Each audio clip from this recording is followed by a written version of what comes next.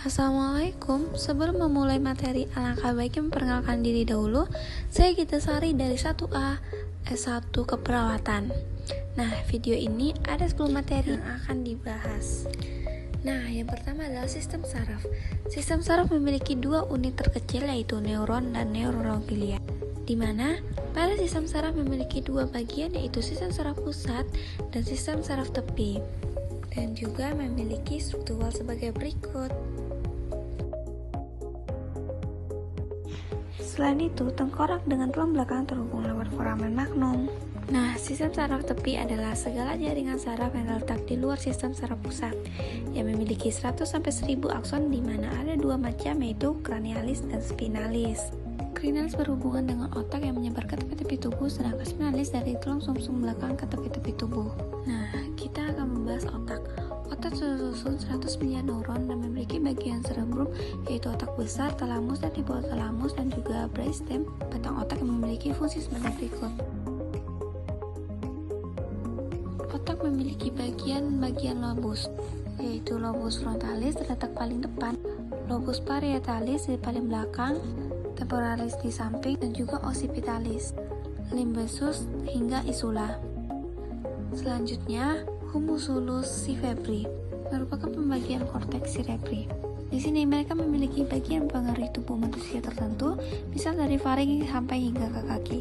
Jadi ini semua bagian tubuh mana yang mempengaruhi baik sensori dan motorik.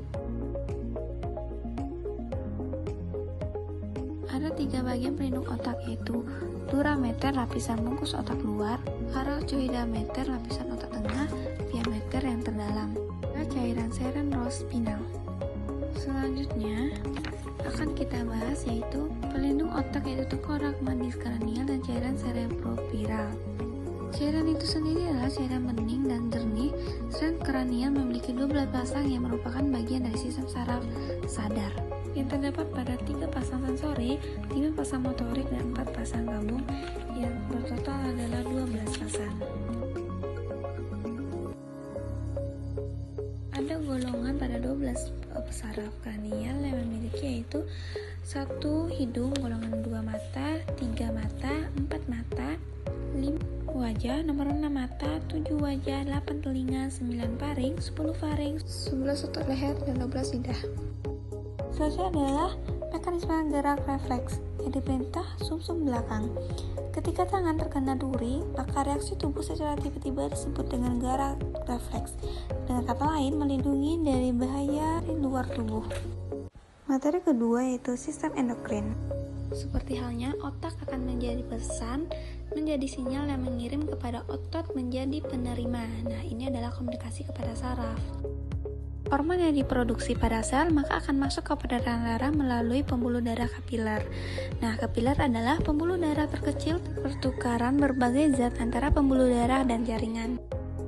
Nah, dari sana maka hormon akan tiba di target dan akan menjadi berbagai efek tergantung hormon. Perlu diketahui, kelenjar endokrin membentuk hormon. Nah, jenis-jenis sistem endokrin yaitu hipofisis berfungsi merangsang kelenjar endokrin lainnya, terletak tepat di kelenjar hipotalamus, yaitu otak. Kelenjar selanjutnya adalah paratiroid yang berfungsi mengatur pelepasan kalsium dari tulang ke aliran darah. Kelenjar timus menghasilkan hormon yang berkaitan dengan proses pembentukan sel limfosite, yaitu komponen sel darah putih. Kelenjar adrenal berfungsi memproduksi hormon yang mengendalikan sistem metabolisme, kekebalan tubuh, dan respon terhadap stres. Fungsi kelenjar ovarium yaitu sebagai tempat untuk memproduksi atau menyimpan ovum apabila terjadi perbuahan. Nah, berikut ini akan saya tampilkan fungsi-fungsi hingga karakteristik kelenjar-kelenjar yang ada pada tubuh kita.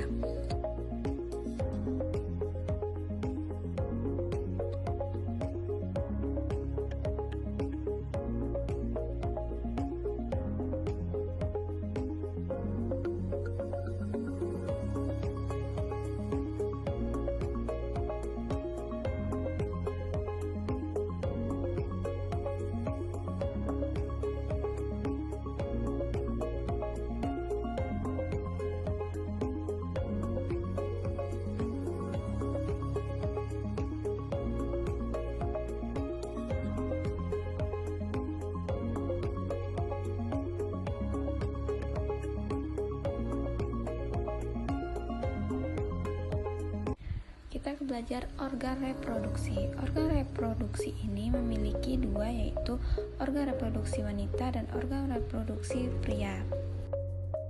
Nah, kita akan masuk ke organ reproduksi pria. Kita mulai di bagian penis ya. Penis organ yang digunakan untuk hubungan seksual. Saat hubungan seksual, penis dapat mengalami pembesaran yang disebut dengan ereksi, yang dapat mengeluarkan cairan mati atau ejakulasi maupun sperma. Penis dibungkus oleh kulit luar atau foreskin.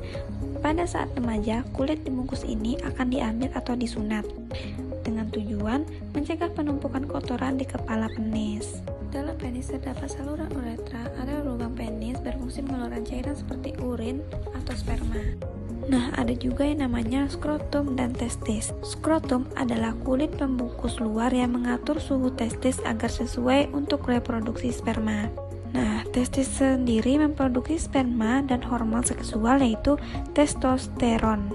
Nah, sperma diproduksi saat mulai remaja atau pubertas. Hormon seksual ini berfungsi memberikan ciri-ciri sekunder seperti kekar, jakun, dan jenggot. Nah, kita akan juga masuk ke epididymis, yaitu ada dua, berfungsi untuk tempat untuk pematangan sperma, selain itu tempat penyimpanan sementara sperma.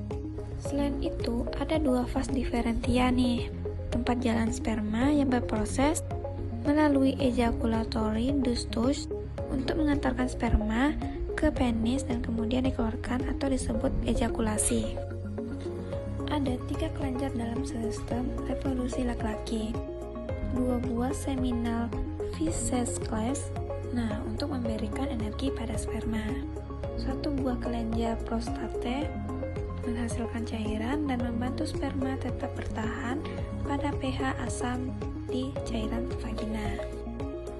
Dan 2 buah bulb uretral yang menghasilkan cairan sebagai pelumah saat melakukan hubungan seksual. Nah, selanjutnya adalah organ reproduksi wanita. Kita akan bahas di bagian vagina luar. Nah, organ di luar ada labia mayora, labia minora, lubang vagina, lubang uretri atau uretra, dan klitoris.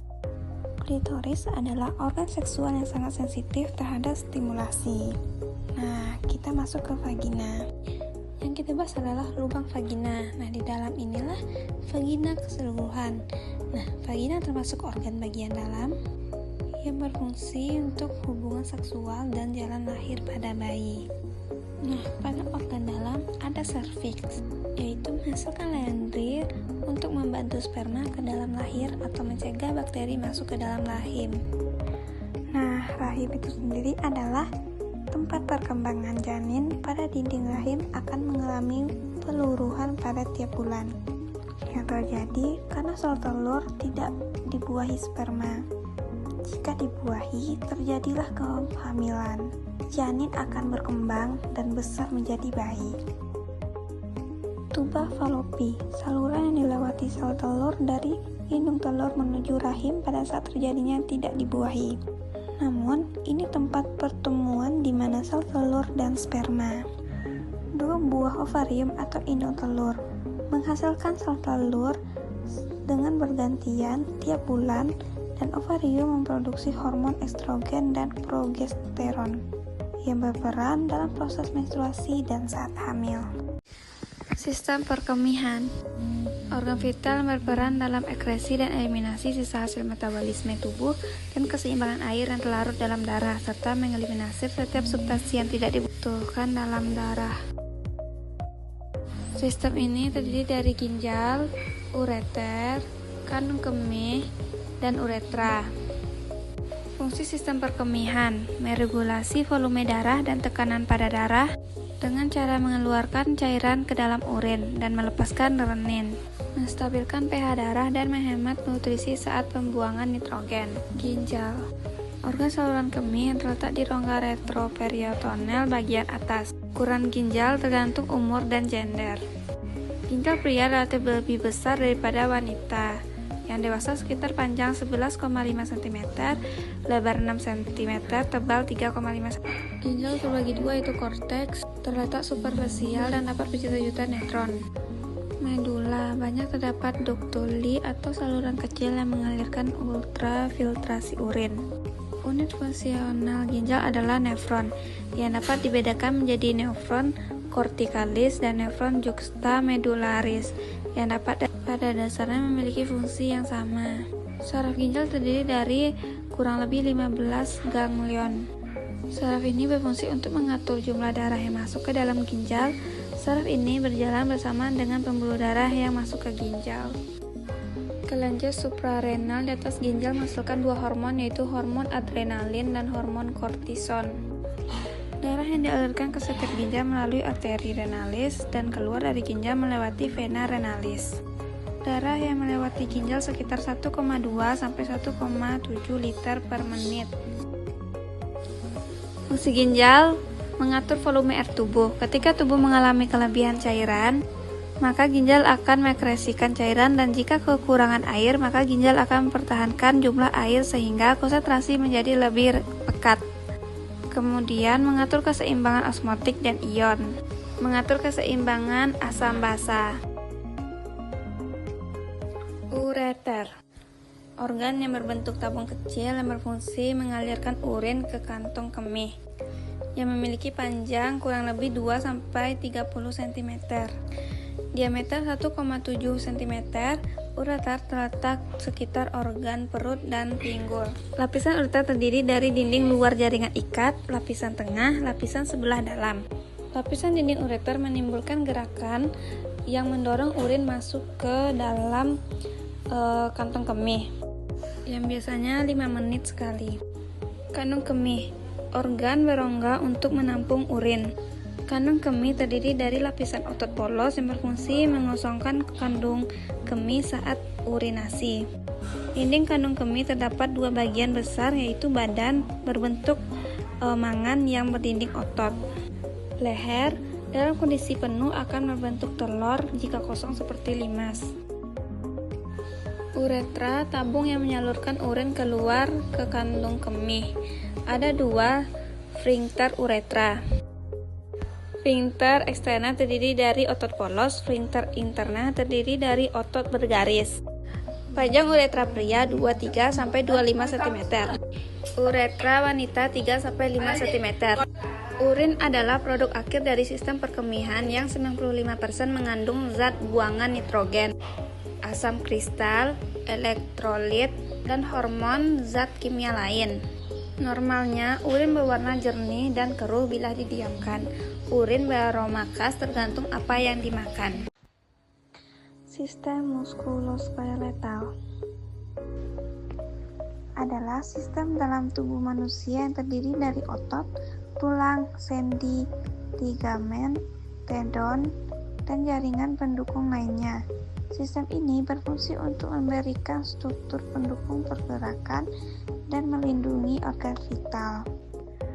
Sistem kesulat terdiri dari tulang-tulang manusia seperti tulang dahi, temporal tulang pelipis, nasal tulang hidung, crufida tulang selangkap, sternum tulang dada, costal cartilage tulang rawan, sphenoid process tulang bawah dada, struribs tulang sejati, tulang tusuk sejati, floating ribs tulang rusuk mayang, lumbar vertebrae, ilium tulang pinggul, sacrum, sosis panggul tulang punggung, ischium tulang duduk, pubu tulang kemaluan, pubis tulang kemaluan, radium tulang pengupil, gemellus tulang lengan atas, ulna tulang hasta, carpals tulang pergelangan, phalanges yaitu jari, femoris yaitu tulang paha, patella tampurung lutut, tibia yaitu tulang kering, fibula tulang betis, tolus pergelangan kaki, metatarsal punggung kaki, phalanget itu jari-jari. Selanjutnya, sistem pernafasan. Sistem pernafasan adalah sistem yang bertujuan untuk menyediakan oksigen untuk bernafas. Untuk mengenal sistem pernafasan, kita harus mengenal bagian-bagian dari sekarang ini, dimulai dari hidung. Udara akan masuk saluran pernafasan melalui lubang hidung dengan mekanisme inspirasi. Udara akan disaring oleh rambut hidung, oleh partikel debu, dan faring, yaitu persilangan tempat jalur udara dan makanan bertemu di laring. Di depan laring terdapat epiglottis untuk mengatur makanan utama, dan makanan trakea terdapat kartilogo atau tulang rawan, dan juga terdapat epitelium yang melapisi trakea. Bronkus masing-masing mengarah ke salah satu dari paru-paru bronkus, bercabang lagi menjadi saluran kecil yang disebut bronchiolus. Udara kemudian memasuki alveoli. Kumpulan alveoli disebut alveolus yang merupakan kantung udara di ujung bronchiolus, berfungsi untuk proses pertukaran O2 dan CO2. Berikutnya sistem integumen. Pengertian sistem integumen. Sistem integumen adalah sistem organ yang membedakan, memisahkan, melindungi, dan menginformasikan makhluk hidup terhadap ronde di sekitarnya. Sistem integumen mencakup yang pertama adalah kulit, kedua kelenjar keringat dan minyak, 3 rambut, dan 4 kuku. Struktur kulit terbagi menjadi 3 lapisan utama, yaitu epidermis sebagai bagian terluar, lapisan epidermis yang berada di tengah, dan bagian terdalam yaitu hipodermis atau juga disebut subkutan. Dermis adalah lapisan kedua yang terletak di bawah epidermis yang berstruktur lapisan kulit dermis lebih tebal. Lapisan ini membentuk fondasi yang kuat dan mendukung lapisan epidermis. Lapisan ini memiliki kelenjar keringat dan pembuluh darah yang membantu dalam mengatur dan mempertahankan suhu tubuh. Kelenjar minyak dan keringat serta ujung saraf yang dapat mengirim sensasi berupa sentuhan, rasa nyeri, gatal, dan suhu ke otak. Hipodermis adalah lapisan kulit terdalam yang juga kerap disebut sebagai lapisan subkutan atau subkutis. Hipodermis terdiri dari jaringan kolagen dan sel lemak, bertugas untuk melindungi tubuh dari suhu panas dan dingin. Kelenjar minyak. Kelenjar minyak adalah kelenjar mikroskopik yang berada tepat di bawah kulit yang mengeluarkan minyak yang disebut sebum. Fungsi kelenjar minyak yang mengeluarkan pelumas dan lemak yang lain penting bagi kesehatan kulit kita. Kelenjar keringat. Kelenjar yang memproduksi keringat ini ada 2 jenis, yaitu kelenjar endokrin dan hipokrin. Kelenjar endokrin menghasilkan keringat yang bersifat encer dan tidak berbau. Saluran kelenjar keringat ini terhubung langsung ke permukaan kulit dan paling banyak yang terdapat di telapak tangan, telapak kaki, dan dahi. Fungsi kelenjar keringat ini adalah mempertahankan suhu tubuh, melumasi kulit dan rambut, dan membuang racun dari tubuh. Rambut. Bagian rambut yaitu folikel rambut adalah lubang mirip kantung yang pada lapisan kulit epidermis yang menjadi tempat tumbuhnya rambut. Folikel rambut juga berperan dalam menentukan bentuk dan warna rambut. 2. Medula rambut. Medula adalah area yang terdapat sistematis dan juga tidak berstruktur. Letaknya adalah di bagian paling dalam batang rambut. Yang 2, korteks rambut. Korteks adalah bagian dari batang rambut yang sangat berstruktur. Terbuat dari keratin, inilah bagian anatomi rambut yang membuatnya kuat. Korteks ini pula yang mengandung melanin dan menentukan warna rambut berdasarkan distribusi granula melanin yang ada. Rambut. Bagian rambut. Kutikula rambut. Kutikula adalah lapisan pelindung terluar dari rambut yang terhubung dengan sarung akar rambut dalam. Strukturnya kompleks dan mengandung lapisan molekular tunggal lilin yang membantu rambut tidak langsung menyerap air. Kuku. Kuku adalah bagian tubuh manusia yang terdapat atau tumbuh di ujung jari. Kuku tumbuh dari sel mirip gel lembut yang mati, mengeras, dan kemudian terbentuk saat mulai tumbuh dari ujung jari dan memiliki pori-pori. Kulit ari pada pangkal kuku berfungsi melindungi dari kotoran. Fungsi kulit yaitu peraba, pelindung, perasa. Sistem kardiovaskular. adalah organ sirkulasi darah yang terdiri dari jantung, pembuluh darah, komponen darah, paru-paru, dan organ yang berfungsi memberikan dan mengalirkan suplai oksigen nutrisi ke seluruh jaringan tubuh. Jantung adalah organ tubuh yang terdiri dari kumpulan otot yang berfungsi memompa darah seluruh tubuh. Ukuran jantung kurang lebih sebesar genggaman tangan. Jika bagian utama pada jantung adalah balik jantung, kutub-kutub jantung, dan pembuluh darah. Arteri mengangkut darah beroksigen dari jantung ke seluruh tubuh. Vena membawa darah terdeoksinasi kembali ke jantung. Kapiler pembuluh darah kecil tempat pertukaran gas, nutrisi, dan limbah terjadi antara jaringan dan tubuh. Sistem pencernaan. Sistem pencernaan dimulai dari mulut pertama. Gigi akan mematahkan makanan, kemudian kelenjar ludah akan menghasilkan enzim dan berfungsi menghasilkan makanan. Didorong oleh tenggorokan agar masuk ke dalam lambung. Pada ujung kerongkongan terdapat erophageal sphincter atau cincin atet untuk mencegah masuknya makanan dari lambung. Lambung untuk menyimpan makanan dalam jangka pendek. Di lambung, makanan dicampur di asam HCl, diolah menjadi sime, kemudian dilepaskan sedikit demi sedikit melalui pyloric sphincter ke usus halus. Usus halus dibagi menjadi duodenum 12 jari. Makanan dicerna menggunakan enzim yang diproduksi oleh pankreas, empedu, jejunum. Penyerapan nutrisi dua penting seperti gula, asam lemak, asam amino. Ileum yaitu sistem imun pencernaan, areskepsi, garam, empedu, usus besar dibagi sekum yaitu penyerapan SCA, aira, garam, dan yaitu penyerapan aira A, pembusukan masunari, rektum yaitu tempat fesis disimpan sebelum dikeluarkan di anus. Anus tempat keluarnya fesis dari tubuh.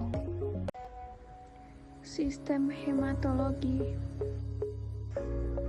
Sistem imun adalah sistem daya tahan tubuh terhadap serangan substansi asing yang terpapar ke tubuh kita. Substansi asing tersebut bisa berasal dari luar maupun dalam tubuh sendiri. Contoh, substansi asing yang berasal dari luar tubuh, oksogen, misal bakteri, virus, parasit, jamur, debu, dan serbuk sari. Sedangkan sistem hemato adalah dalam dunia medis. Metamologi adalah cabang ilmu kedokteran yang mendalami semua hal terkait dengan darah dan gangguan pada darah.